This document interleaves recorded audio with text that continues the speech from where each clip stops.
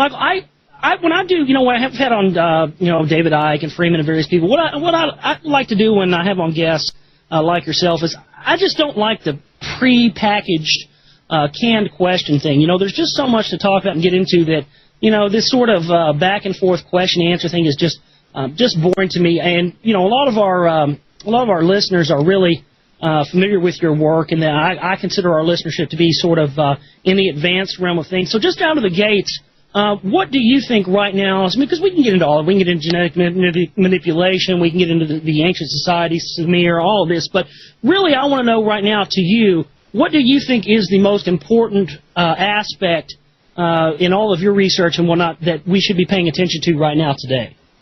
Oh, that's very easy. And to answer, Josh, it's basically psychology. If you want the hardcore truth, which is, I think, what you're driving at, as opposed to all the satellite questions that people should be familiar with right now, the core to me, if you're talking to Michael Tsarion, if you're talking to somebody else, they're going to give you a different answer. But the word psychology is the one that jumps to mind, and that word, even the word, maybe I mean it in a deeper and a more serious way than most people, who know the term, like anybody knows the term, shoe polish or whatever, or, some people don't even think twice about terms because they've become second nature. We use terms like diversity, integration, etc. We really have to think about what these terms mean, and I think that the APA, that's the American Psychiatric Association from way back in the 1940s, and we don't even have to talk about the AMA. Your listeners should know exactly where I'd be on that point, or the FDA. But even the APA, let's not forget that the APA is joined at the hip with these organizations. They did not want the subject of psychology in any form, and I'm not talking about the botched, useless form of, that is basically, we know about from, say, maybe the New Age movement, so I can just sort of, put that on the bottom drawer as well. I'm not talking about psychology in that context of group psychology and all sorts of malarkey, coming from the New Age world, so that's not what I mean either. I'm talking about, man's job, man's supreme destiny, his questions about himself, given that it's logical, of course, to realize that we're all here for a purpose, and that religion, theology, etc., and the guy next door included, all want to contribute to tell us what this purpose is. But that purpose is not going to be, it has not been delivered by religion, if you want my honest opinion.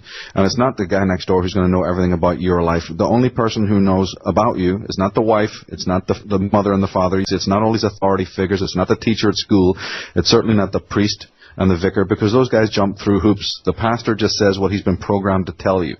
He's given, handrails that says, walk on this road, follow these guidelines, and you'll get somewhere. And I'm not totally against that, because man does need to be moral, and man does need to have respect for a higher force, greater than himself, and so on.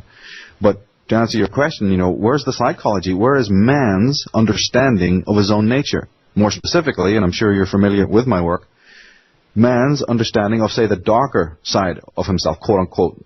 Is it dark really, or is it dark because we're stopping to look at it?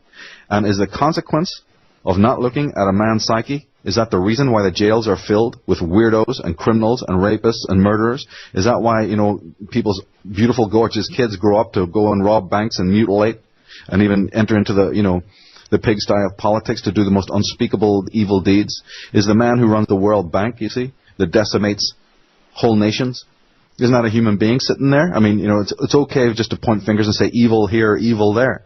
But under these titles of evil and malefic, and don't get me wrong, they are evil. But you can so easily use these terms without really trying to understand what man is. So, and then again, of course, you may be rightly motivated to do something about this kind of evil in the world. But then if you don't understand yourself, but you're now diving out there into the political pigsty in order to create change, might you not in fact be even muddying the waters?